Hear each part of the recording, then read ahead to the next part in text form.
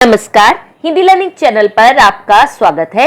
आज आशिमा महाजन आपकी अध्यापिका हिंदी लर्निंग चैनल पर लेकर आई है मणिका क्लास 9 संस्कृत का चैप्टर 2 पाथेयम।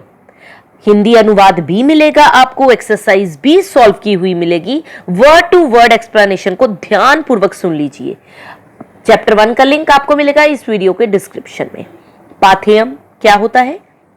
जब भी हम कहीं सफर करने जाते हैं तो कुछ ना कुछ सामान ले जाते हैं अपने साथ, तो रास्ते में जो भी उपयोगी सामान होता है उसे पाथेय कहते हैं। ठीक है, तो जीवन की यात्रा में भी क्या काम आता है? किसी के साथ अच्छा बोलना।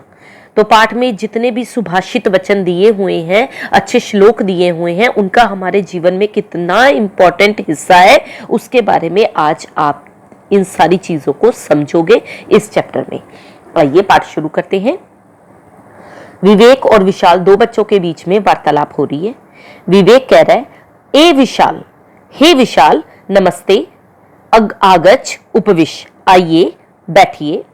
विशाल कह रहा है, नमस्ते विवेक, उपविशामी, नमस्ते विवेक, उपविशामी मतलब बैठता हूं, परंतु त्वम तू, लेकिन तुम तो कुत्रापि, कहीं भी, गंतुम जाने के लिए, उद्यत तैयार, ईव से, प्रत्यय से प्रतीत हो रहे हो, लेकिन तुम तो कहीं भी जाने के लिए रेडी हो रहे हो, यानी कि मुझे तैयार से लग रहे हो। विवेक बोला, आम, हाँ, मम मातुलय, मेरे मामा जी युद्ध क्षेत्रात, युद्ध क्षेत्र से प्रतिनिवृत्त है, लौटकर आए हैं। अहम, मैं, तम, उन्हें, द्रष्टुम, देखने, गच्छामि, जा रहा हूं, मैं उनसे मिलने जा रहा हूं, जब मैं उन्हें देखने जा रहा हूं। विशाल ने बोला, अहो धन्य त्व मातुलय, अहो धन्य है तुम्हारे मामा जी, यह एवं देश सेवायाम संलग्न है, जो देश की सेवा में संलग्न है। धन्य है तुम्हारे मामा जी जो देश की सेवा में संलग्न मतलब लगे हुए हैं। अत्र स्यूते, यहां बैग में, किम तत्न्यसी, ये क्या ले जा रहे हो? अब आगे पढ़ते हैं कि विशाल ने आगे क्या बताया, क्योंकि विशाल तो कुछ थैले में लेके जा रहा है। तो अब आगे पढ़ते हैं विवेक ने क्या पूछा उससे। विवेक के स्यूते पाथेयम अस्ति, विवेक ने बोला बैग में पाथेय है, क्योंकि विवेक जा रहा है मामा जी के घर, तो विशाल ने उससे क्वेश्चन पूछ लिया, तो विवेक ने बोला बैग में पाथेय है, यानी कि रास्ते में जो भी उपयोगी सामान काम में आएगा वो रखा हुआ है मैंने। विशाल ने कहा, पाथेयम किम भवति, पाथेय क्या होता है? विवेक ने बोला, विहस्य, हंसकर, श्रेणु, सुनो, पथि हितकरम, रास्ते के लिए हितकारी, यानी कि उपयोगी सामान, पाथेयम भवति, पाथेय होता है। रास्ते के लिए जो कुछ उपयोगी होता है वह पाथेय होता है। अतः इसलिए स्यूते, बैग में, कानिचित फलानी, कुछ फल हैं, अथच ज्ञानवर्धनाय, अथच और ज्ञान बढ़ाने के लिए, द्वित्रीनानी पुस्तकानी अपि सन्ति, 2-3 पुस्तकें भी हैं। बैग में क्या है? कुछ फल हैं और ज्ञान बढ़ाने के लिए 2-3, ज्ञानवर्धन के लिए 2-3 पुस्तकें भी हैं। पाथेय का मतलब during the travel what you require, है ना। तो आप भी जब कभी कहीं बाहर जाते हो, ट्रेन में जाते हो, तो नॉवल ले जाते हो अपने साथ पढ़ने के लिए, गेम्स अपलोड करके ले जाते हो अपने टैबलेट में, है ना। तो वही पाथेय ये भी अपने बैग में ले जा रहा है, ज्ञानवर्धन के लिए 2-3 पुस्तकें ले जा रहा है, कुछ खाने पीने का सामान ले जा रहा है। आगे विशाल ने कहा, इदानीम ज्ञातम, अब समझ आया, अतएव इसलिए, अस्माकम हमारी, मणिका पाठ्य पुस्तके, मणिका पाठ्य पुस्तक के, पाथेयम इति पाठे, पाथेयम इस पाठ में, सुभाषितानि संति, सुभाषित हैं, यानी कि अच्छे वचन हैं, सुंदर मधुर वचन जो होते हैं ना, उसके लिए बात की गई है। चलिए आगे पढ़ते हैं। विवेक ने क्या बोला, ननु सुभाषितानि एव अस्माकम जीवने मार्गदर्शनम कुर्वन्ति, ननु निश्चय ही, सुभाषितानि सुभाषित, एव ही, अस्माकम जीवने हमारे जीवन में, मार्गदर्शनम कुर्वन्ति मार्गदर्शन करते हैं। निश्चय ही ये जो अच्छे वचन हैं हमारे जीवन में मार्गदर्शन करते हैं। विशाल ने कहा, शुभाय भवतु ते पाथेयम, आपका पाथे आपके लिए कल्याणकारी हो, शुभ हो। तो ये मैंने आपको रिटर्न में अनुवाद भी दे दिया है, आपके लिए आपका पाथे क्या हो, मंगलकारी हो। तो यहाँ पर जितनी भी लाइनें मैंने एक्सप्लेन की हैं उनका रिटर्न अनुवाद भी आपको यहाँ पर मिल जाएगा। ठीक है, तो बुक अपनी सामने रखिएगा, एक एक लाइन यहां से पढ़ते जाइएगा और अपना अनुवाद समझते जाइएगा। चलिए आगे बढ़ते हैं। अब पाथेयम यानी कि जो सामान साथ ले गए हैं ज्ञान बढ़ाने के लिए पुस्तकें, तो उस पुस्तक में कुछ सुभाषित है। तो आइए पढ़िए आपकी मनिका पाठ्य पुस्तक में क्या सुभाषित दिया हुआ है। पृथिव्याम त्रीणि रत्नानि जलमन्नम सुभाषितम मूढ़ पाषाण खंडेषु रत्न संज्ञा विधीयते। पृथ्वी, अब इसका अन्वय क्या है वो भी आपको अगले पेज पर दिया गया है। अन्वय मतलब ब्रेक करके मैं बता रही हूं। पृथिव्याम जलम अन्नम सुभाषितम च त्रीणि एव रत्नानि भवन्ति, ये ऊपर लिखा है। मूढ़ पाषाण खंडेषु रत्न संज्ञा विधीयते। कहता पृथ्वी पर, पृथिव्याम पृथ्वी पर जल, अन्न, अन्न मतलब अनाज, सुभाषितम और सुभाषित यानी कि मधुर वचन, त्रीणी रत्नानि भवन्ति, ये तीन ही रत्न होते हैं। मूढ़ई परंतु मूर्खों द्वारा, पाषाण खंडेशु पत्थर के टुकड़ों को, रत्न संज्ञा विधीयते, रत्नों की संज्ञा दी गई है। यानी कि मूर्ख लोग क्या करते हैं, पत्थर के टुकड़ों को रत्न समझ लेते हैं। लेकिन हमारी जिंदगी में असली रत्न क्या है, पानी है, अनाज है और अच्छे वचन है। ठीक है बच्चों, चलिए अगला। कल्पद्रुमः कल्पितमेव सूते सा काम दुख कामितमेव दोग्धी चिंतामणि चिंतितमेव दते सताम ही संज्ञा सकलम प्रसूते। अन्वय क्या है इसका। कल्पद्रुमः कलितम एव सूते सा काम दुख कामितम एव दोग्धी, और चिंतामणि जो कि एक रत्न होता है, चिंतितम एव दते सताम संज्ञा ही सकलम प्रसूते। कल्प ध्रुम, ध्रुम होता है पेड़, वृक्ष है ना। तो कल्प वृक्ष कलितम, कल्पना करने पर ही, सूते मतलब देता है। कल्प वृक्ष जो होता है कल्पना करने पर ही, हम कुछ मन में डिसाइड कर लेते हैं ना कल्प वृक्ष के सामने कि मेरे को ये चीज मिल जाए, तो कल्प वृक्ष कल्पना करने पर इच्छित वस्तु देता है, जो मन में अपनी इच्छा की वो दे दी उसने। सा कामधुक कामितम एव दोग्धी, वह कामधेनु नामक गायें कामना करने पर ही दूध देती है। ठीक है। चिंतामणि नामक रत्न चिंतन करने पर ही इच्छित फल देती है। चिंतामणि है तो चिंतामणि भी चिंतन करने पर इच्छित फल देती है। सताम संगय ही सकलम प्रसूते, लेकिन सज्जन व्यक्तियों की संगति में तो बिना मांगे ही सब कुछ मिलता है। सज्जनों की संगति ऐसी होती है कि मांगने की जरूरत नहीं पड़ती, सब कुछ मिल जाता है। ठीक है, तो सज्जनों की संगति में बिना मांगे ही सब कुछ मिलता है। गच्छन पिपीलको याति योजना नाम शतान्यपि अगच्छन वैन्त्यो अपि पदम एकम न गच्छति। अब इसका अन्वय क्या है। गच्छन पिपीलक योजना नाम शतानी अपि याति अगच्छन वैन्त्य एकम पदम अपि न गच्छति। गच्छन क्या होता है, जाते हुए। पिपीलिका मतलब चींटी के लिए यूज किया गया है। तो यहां पर पिपीलिका क के आगे विसर्ग है, यानी कि नर चींटी के लिए यह वर्ड यूज किया गया। ठीक है, यह वर्ड नर चींटी के लिए यूज हुआ है, ध्यान पूर्वक सुनिएगा। और योजनम का मतलब एक योजन 8 मील के बराबर होता है। एक योजन कितने के बराबर, 8 मील के बराबर, 8 माइल्स, 8 माइल्स जिसे आप बोलते हो ना। गच्छन पिपीलको याति, याति मतलब जाता है, और 8 मील 13 किलोमीटर के बराबर होते हैं। एक योजन मतलब 13 किलोमीटर चल लिए। वैन ते का मतलब गरुड़ नाम का एक विशाल पक्षी। एकम पदम मतलब एक कदम। गच्छति मतलब जाता है। अब शुरू करेंगे चलते हुए से, यानी कि गच्छन से, कि गच्छन पिपीलको याति योजना नाम शतान्यपि, चलते रहने वाली पिपीलको चींटी, योजना नाम शतान्यपि सैकड़ों योजन चली जाती है। चींटी चलती रहती है ना, चलते रहने वाली जो चींटी है वो सैकड़ों योजन चली जाती है, यानी कि कोस दूर चली जाती है वो। अगच्छन वैन्त्यो अपि पदम एकम न गच्छति, पर ना चलने वाला गरुड़, गरुड़ तो पक्षी है उड़ने वाला, पर ना चलने वाला गरुड़ एक कदम भी नहीं चल पाता है, जा पाता है। ओके, नेक्स्ट, शोको नाश्यते धैर्यम, शोको नाश्यते श्रुतम, शोको नाश्यते सर्वम, नास्ति शोक समो रिपु। अब इसका आगे अन्वय क्या है?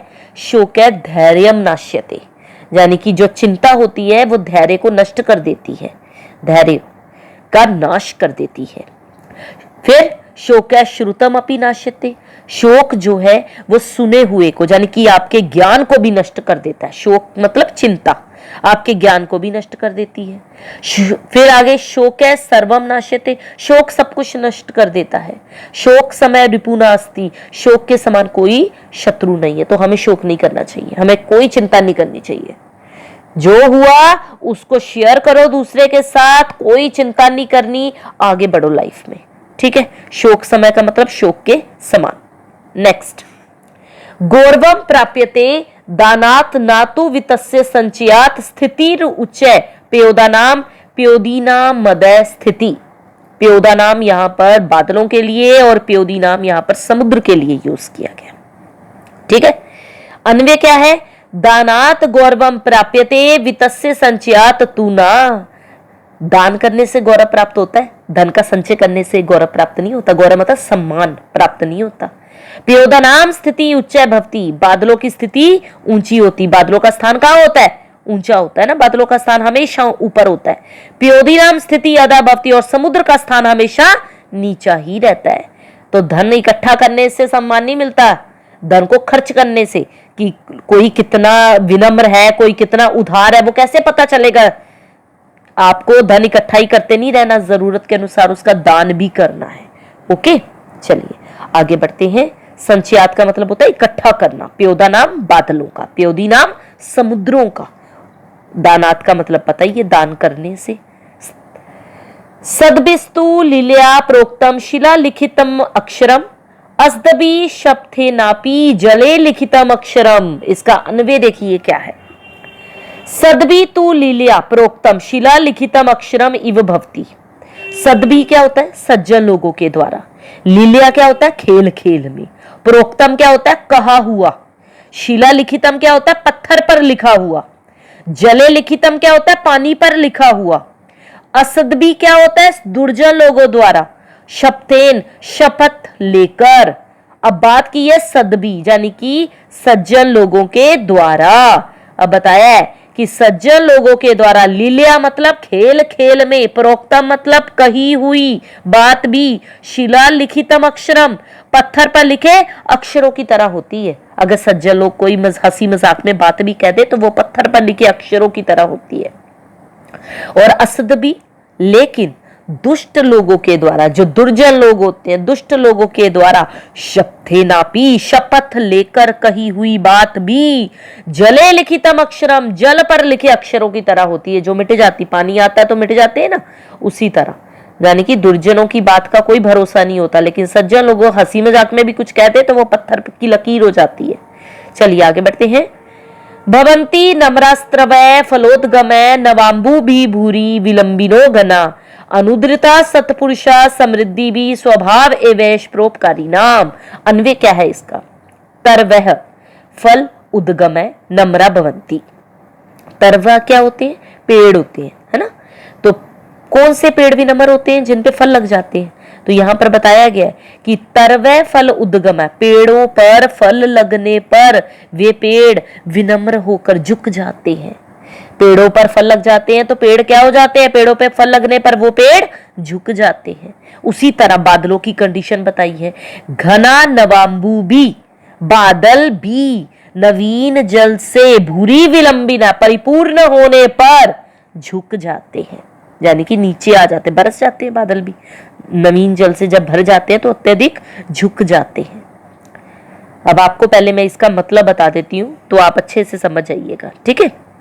जैसे तरवह यानी कि पेड़ों पर फल लगने पर पेड़ क्या हो जाते हैं? झुक जाते हैं। नम्रा भवंती विनम्र होते हैं। घना मतलब बादल, नवाम्बु भी मतलब नवीन जल से परिपूर्ण होने पर, भूरी विलंबिना मतलब बहुत विनम्र, ठीक है। अनुद्रता का मतलब अभिमान रहित जो हो जाते हैं, यानी कि विनम्र। और समृद्धि भी मतलब धन दौलत आने पर, समृद्धि आने पर। तरवा का मतलब पेड़। अब सुन लीजिए ध्यान से, मैं जो सुना रही हूं आपको, कि पेड़ों पर फल लगने पर वे पेड़ झुक जाते हैं, बादल भी नवीन जल से परिपूर्ण होने पर झुक जाते हैं। अनुद्रता सत्पुरुषा, सज्जन लोग। अनुद्रता समृद्ध होने पर, समृद्धि भी, संपन्नता, धन आने पर क्या हो जाते हैं? विनम्र हो जाते हैं। अनुद्रता मतलब विनम्र हो जाते हैं, क्योंकि वो सज्जन लोग हैं, वो भी जानते हैं झुकना, तो वो अभिमान रहित हो जाते हैं, उन पे कोई घमंड नहीं आता पैसा आने पर। तो सज्जन लोग समृद्ध होने पर और अधिक विनम्र हो जाते हैं। स्वभाव एवेश परोपकारी नाम, परोपकारी लोगों का स्वभाव यही होता है, यानी कि परोपकारी, दूसरों पर दया करने वाले लोगों का स्वभाव ऐसा ही होता है। ठीक है बच्चों, 7वां श्लोक भी हो गया आपका। चलिए आगे बढ़ते हैं 8वें श्लोक पर। काष्ठादग्नि जायते मध्यमानाद भूमिस्त्योम खन्यमाना ददाति सोत्साहनाम नास्ते साध्यम नरानाम मार्गारब्धा सर्वयत्ना फलंती। अब इसका अन्वय क्या है? मध्यमानात काष्ठात अग्नि जायते खन्यमाना भूमि तोयम ददाति सोत्साहनाम नरानाम कृते किमपि असाध्यम नास्ति मार्गे आरब्धा सर्वयत्ना फलंती। अब यहां पर मध्यमानात वर्ड यूज किया गया, यानी कि घिसने से। काष्ठात मतलब लकड़ी से, जायते मतलब उत्पन्न होती है, खन्यमाना मतलब खोदी जाती हुई, तोयम का मतलब जल, सोत्साहना मतलब जो जोशीले लोग होते हैं ना, उत्साही लोगों के लिए, आरब्धा मतलब आरंभ किए हुए, सर्व यत्ना मतलब सभी प्रयास, फलंती मतलब सफल होते हैं, फल जाते हैं। तो मध्यमानात का मतलब क्या हो गया? घिसने से, है ना। घिसने से, काष्ठात लकड़ी से, अग्नि जायते अग्नि उत्पन्न होती है। मंथन करने से, घिसने से, लकड़ी से अग्नि पैदा होती है। खन्यमाना, खनन करते रहने से, भूमि तोयम ददाती, खोदते रहने से धरती पानी देती है। तोयम होता है पानी, ददाती मतलब देती है। खनन, खनन, खन्यमाना लिखा है ना, खनन करते रहने से, खोदने से। सोत्साहनाम नरानाम, उत्साही लोगों के लिए, कृते किमपि कुछ भी, असाध्यम नास्ति काम असंभव नहीं है। उत्साही लोगों के लिए कुछ भी काम असंभव नहीं है। मार्गे आरब्धा सर्व यत्ना फलंती, कहता मार्ग में आरब्धा आरंभ किए हुए सभी यत्न, सभी प्रयास फलते हैं। सही दिशा में आरंभ किए हुए सभी काम, सभी यत्न जो है वो सफल हो जाते हैं। अगर सही दिशा में हम कोई काम शुरू कर रहे हैं तो वो यत्न हमारा सफल हो जाएगा। ठीक है, आगे बढ़ते हैं। वयमिह परितुष्टा वल्कलैस्तस्वम वल्कलैस्त्वत्वम दुकुलय सम इह परितोषो निर्विशेषो विशेष। ये आपको सारे रिटर्न में दे दिए हुए हैं।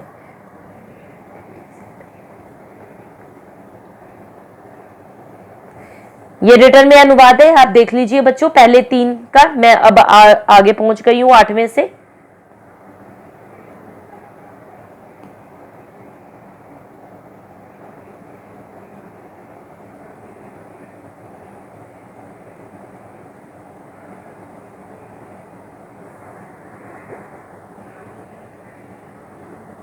आगे बढ़ते हैं।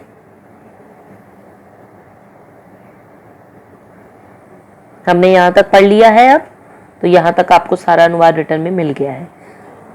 अब आगे बढ़ेंगे तो अब आगे का अनुवाद आपको मिलेगा। ठीक है, अब इनका सुन लेते हैं। अन्वय क्या है? इह वयम वल्कलय परितुष्टा स्मय परमम त्वम दुकुलय परितुष्ट असि। इह परितोष समय अस्ति विशेष निर्विशेष अस्ति स तु दरिद्र भवति। यस्य तृष्णा विशाला अस्ति परितुष्टे मनसी दरिद्रे कै अस्ति अर्थवान कै अस्ति च।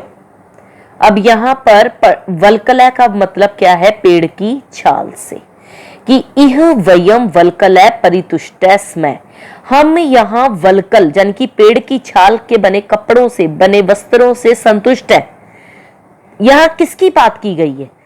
दो इंसानों की बात की गई है, एक गरीब और एक अमीर इंसान, ठीक है, यानी कि एक दरिद्र इंसान और एक जिसके पास सब कुछ है, धनवान इंसान। एक संतुष्ट होता है, परितुष्टा जिसे कहा जाता है, ठीक है, उस इंसान की बात की गई है कि यहां हम इह वयम वल्कलय परितुष्टा स्म, यहां हम वल्कल से संतुष्ट हैं, त्वम दुक्लय परितुष्टासि, और तुम रेशमी कपड़ों से संतुष्ट हो, ठीक है। यह परितोषस्म अस्ति, यहां संतोष एक समान है, यहां जो संतोष मिल रहा है वो एक समान है, बराबर है, आपका भी और हमारा भी। विशेष निर्विशेष अस्ति, कोई विशेष अंतर नहीं है। स तु दरिद्रा भवति, दरिद्र व्यक्ति वह है जिससे तृष्णा विशाला अस्ति, जिसकी लालसा ज्यादा है, जिसका लालच, जिसकी इच्छाएं ज्यादा है, वो दरिद्र है। दरिद्र कौन होता है? गरीब इंसान। तो वो व्यक्ति गरीब है जिसकी लालसा ज्यादा है। परितुष्टे मनसी दरिद्र कै अस्ति, अर्थवान कै अस्ति च, कहता है कि जब मन संतुष्ट होता है तब कौन गरीब है और कौन धनवान है। तो एक गरीब और अमीर का अंतर यहां बताया गया है कि अमीर कहता है कि यहां हम किससे संतुष्ट है? महलों में रहकर, फिर यहां हम वल्कल से भी संतुष्ट है और तुम महलों में रहकर रेशमी कपड़ों से संतुष्ट हो। तो आपका और हमारा संतोष एक समान है।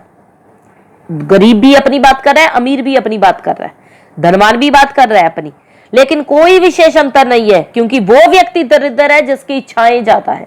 जब मन संतुष्ट होता है तब कौन गरीब है और कौन धनवान है। चलिए आगे बढ़ते हैं।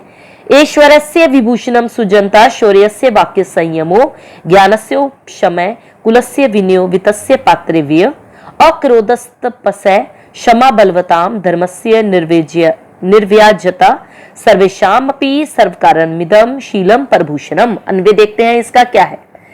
अन्वय, ऐश्वर्यस्य विभूषणम सुजनता भवति, ऐश्वर्यस्य, अब ऐश्वर्य क्या होता है? धन दौलत होती है ना। तो किसका विभूषण? धनी व्यक्ति का जो गहना है वो सज्जनता होती है। सुजनता मतलब सज्जनता, तो धनी व्यक्ति का गहना सज्जनता होती है। शौर्यस्य विभूषणम वाक् संयम, शूरवीर का गहना अपनी वाणी पर कंट्रोल करना, नियंत्रण करना होता है। ज्ञानस्य विभूषणम उपशमय भवति, ज्ञान का गहना क्या है? कि आप ज्ञानी हो, तो ज्ञान का गहना उपशमय भवति। उपशमय मतलब ज्ञान का गहना होता है धैर्य, ठीक है, तो ज्ञान का गहना धैर्य होता है। कुलस्य विभूषणम विनय भवति, कुल का गहना विनम्रता होती है। कितने विनम्र लोग रहते हैं उससे पहचाना जाता है, तो कुल का गहना विनम्रता होती है।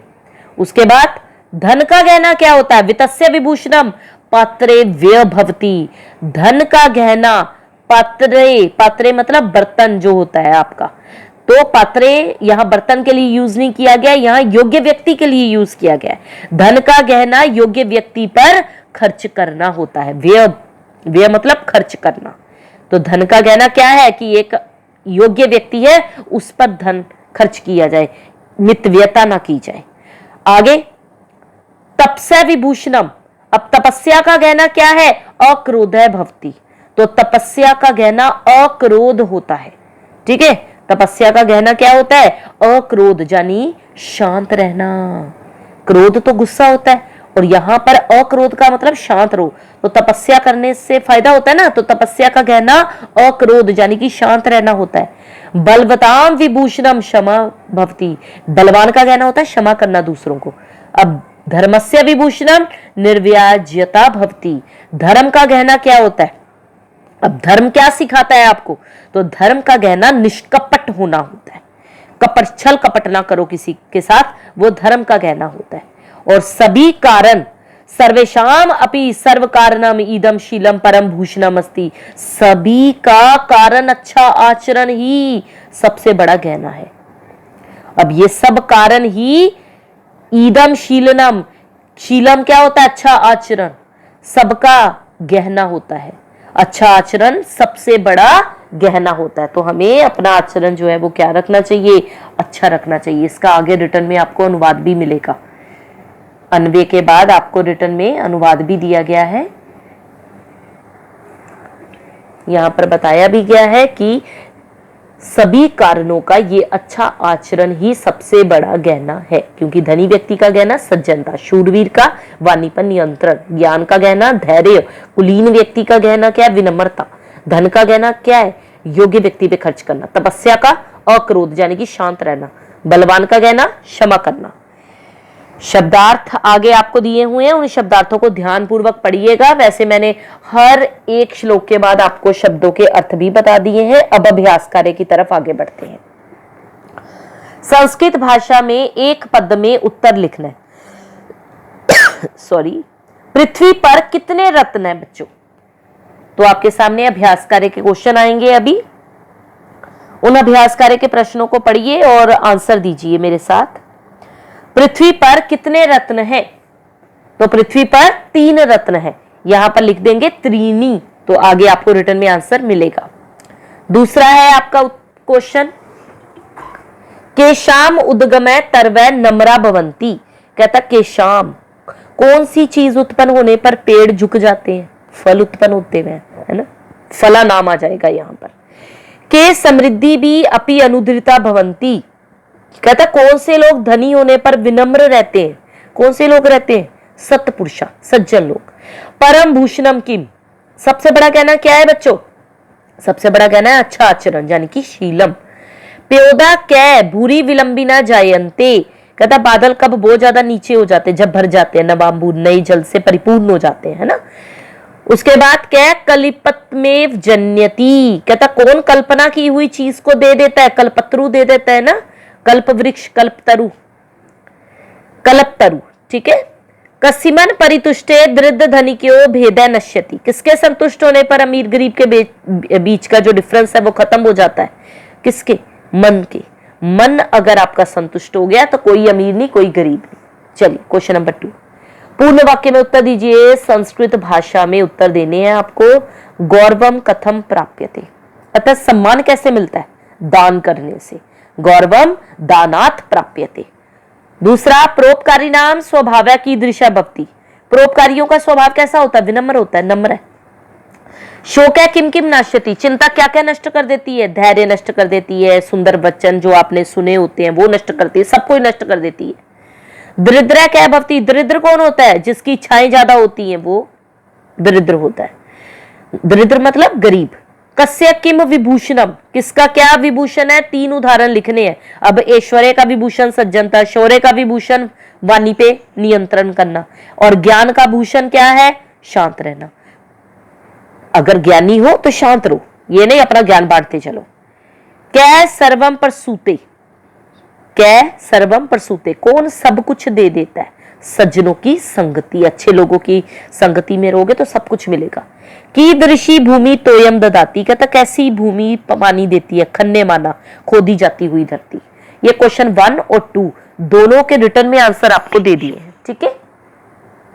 क्वेश्चन नंबर 3 है आपका प्रश्न निर्माण। पहले आप इन प्रश्नों को नोट कर लीजिए, फिर प्रश्न निर्माण भी करेंगे। क्वेश्चन नंबर 3, प्रश्न निर्माण में मूढ़ पाषाण खंडेशु रत्न संज्ञा विधीयते, रत्न संज्ञा विधीयते। कहता मूर्ख लोगों द्वारा पत्थरों में रत्न की संज्ञा दी जाती है। तो क्वेश्चन बनाना है कि मूर्खों द्वारा कहां, तो कुत्र लिख देंगे। मूर्खों द्वारा कहां रत्न की संज्ञा दी जाती है? कुत्र वर्ड यूज कर लेंगे हम, और कुत्र नहीं कर रहा, पाषाण खंडेशु है तो केशु भी यूज कर सकते हैं, ठीक है। तो किसके द्वारा पत्थरों में रत्न की संज्ञा दी जाती है? केशु भी लिख सकते हो और कुत्र भी लिख सकते हो। सदबी लीलिया प्रोक्तम शिला लिखितम अक्षरम, अतः सज्जनों के द्वारा कही हुई बात पत्थर पर लिखी हुई बात होती है। तो फिर यहां पर हम क्या करेंगे? किसके द्वारा लिखी हुई बात? पत्थर पर लिखी हुई बात होती है। कई, यहां पर हम क्वेश्चन बना देंगे कई। नेक्स्ट, मध्यमानात काष्ठात अग्नि जायते, कहता मंथन करने से या घिसने से लकड़ी से आग उत्पन्न होती है। तो कहता किससे आग उत्पन्न होती है? कैसे लकड़ी से आग उत्पन्न होती है? की दृशात। क्वेश्चन बन जाएगा कि वैसे तो आज आगे आपको आंसर जो है रिटर्न में दिए हुए हैं। वैंते अगच्छन एकम पदम न गच्छति, कहता है गरुड़ भी एक कदम नहीं जा पाता, ना चल, क्योंकि वो चलता नहीं है, ना चलता हुआ गरुड़ भी एक कदम नहीं चल पाता। तो कौन ना चलता हुआ भी एक कदम नहीं जाता।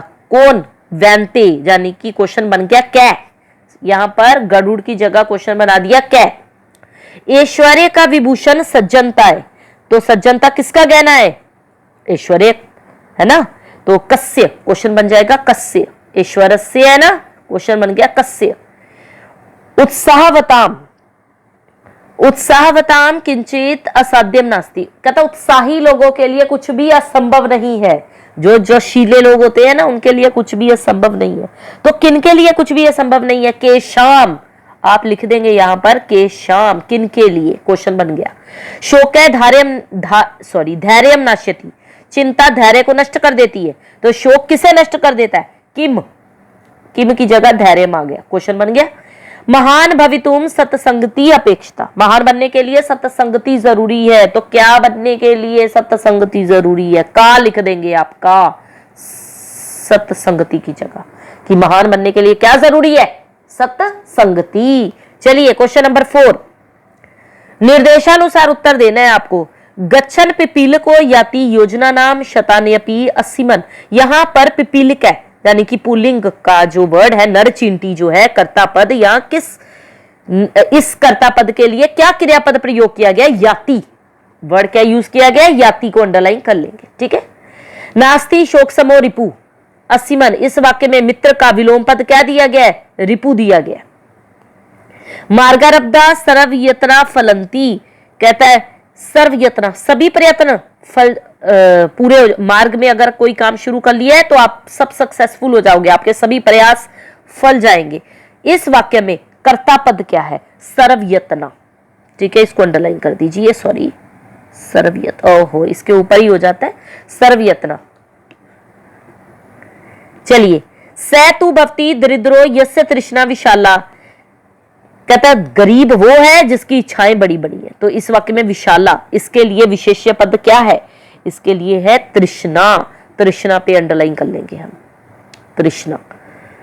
भूमिस्तोयम खन्यमाना ददाती, कहता खोदी जाती हुई जो धरती है वो पानी देती है ना। तो यहां पर विशेषण क्या है? खन्यमाना। आगे स्थिति रुचय प्योदानाम प्योदीनाम मदय स्थिति, प्योदानाम बादलों के लिए, प्योदीनाम समुद्र के लिए। इस वाक्य में मेघों के लिए क्या पर्यायवाची? प्योदानाम, ठीक है। चलिए आगे पर्यायवाची शब्द है। क्वेश्चन नंबर पहले 5 मैच द कॉलम कर लेते हैं। मैच द कॉलम के लिए आगे बढ़िए बच्चों। क्वेश्चन नंबर नेक्स्ट, अर्थवान, अर्थवान को मैच करेंगे, अर्थवान होता है अमीर, और गरीब के साथ मैच करेंगे दरिद्र, ठीक है। ऊंचा, नीच के, सॉरी, ऊंचा मतलब ऊंचा और अदय मतलब नीचा, तो अदय के साथ। तृष्णा, इच्छाएं जो होती हैं, परितोष के साथ मैच कर देंगे, ठीक है। सज्जन को दुर्जनय के साथ मैच कर देंगे। वल्कलय, दुकुलय के साथ मैच कर देंगे। वल्कलय पेड़ की छाल से बने जो होते हैं, ठीक है। शोक है हर्ष के साथ। रिपु मित्रम के साथ, रिपु दुश्मन होता है ना, मित्र आपका मित्र हो गया। चलिए क्वेश्चन नंबर 6 में आगे बढ़ते हैं। 2 शुद्ध पर्याय पद चुनकर लिखने हैं आपको। ये क्वेश्चन नंबर 3 का आंसर आपको दिया है, 5 का मैंने यहीं पर मैच कर दिया, 4 का आपको आगे मिल जाएगा। ये वो थे जो मैंने क्वेश्चन बनाए थे ना, फ्रेम द क्वेश्चंस, ये उसके आंसर है। चलिए आगे। अधोलिखितेषु द्वे शुद्धे पर्याय पदे चित्वा लिखित, नीचे दिए गए 2 शुद्ध पर्यायवाची चुनकर लिखने हैं आपको। अब तरु का एक वृक्ष होता है और एक महीरू होता है, जो नहीं होता वो महीवृत नहीं होता, ठीक है, उसे काट दे। प्योदा का मेघय होता है, वारिदा होता है, सागर नहीं होता। प्योदी का उददी और जल्दी दोनों होते हैं, अंबुवार नहीं होता। आगे आपह का जलम और वारी दोनों होता है, वर्षा नहीं होता। भूमि का पृथ्वी और वसुंधरा। आगे आ जाइए क्वेश्चन नंबर 7 पर। क्वेश्चन नंबर 7 में नीचे लिखी हुई सुक्तियों का शुद्ध अर्थ चुनना है और टिक लगाना है उसके आगे। अब जैसे पहला क्वेश्चन है आपका, सद्भ्यस्तु लीलिया प्रोक्तम शिला लिखितम अक्षरम। अब सज्जनों के द्वारा लिखी हुई सामान्य रूप से जो बात वो कह देते हैं वो पत्थर पर लिखी हुई बात होती है ना।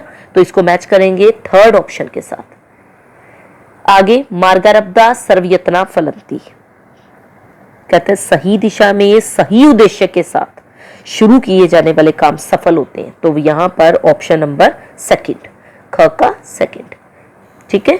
अगच्छन वैन्त्यो अपि पदम एकम न गच्छति, ना चलता हुआ गरुड़ भी एक कदम नहीं चलता है, तो फिर किससे करें, क्योंकि गरुड़ तो तेज उड़ने वाला, तीव्रगामी अपि गरुड़, यदि न चलती तरी एकम पदम अपि न सरती।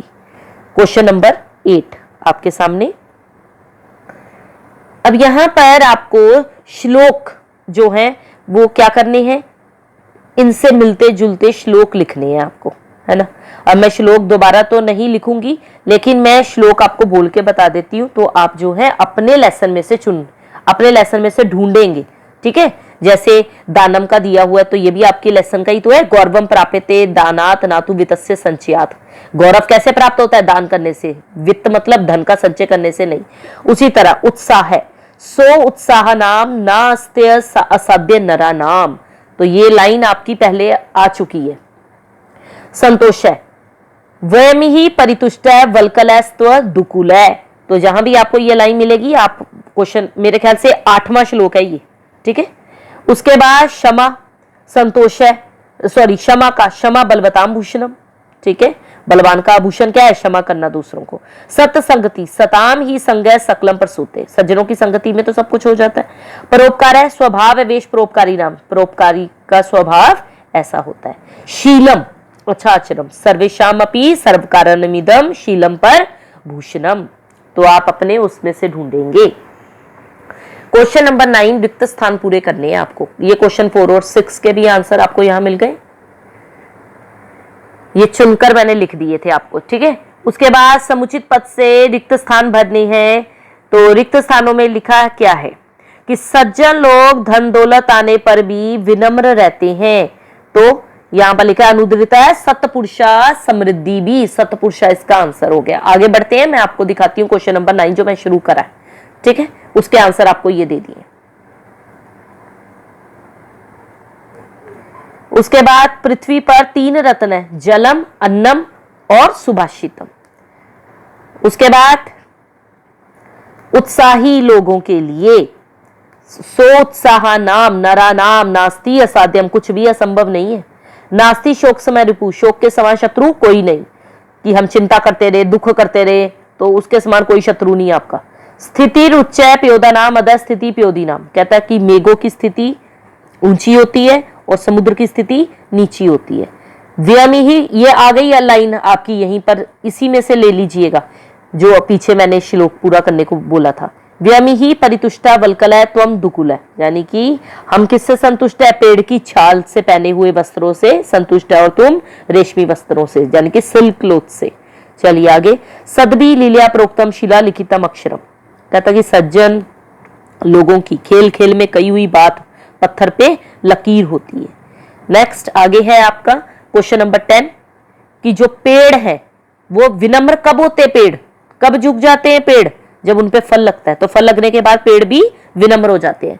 और नया जल भरने के बाद बादल भी झुक जाते हैं, नवाबूम भी।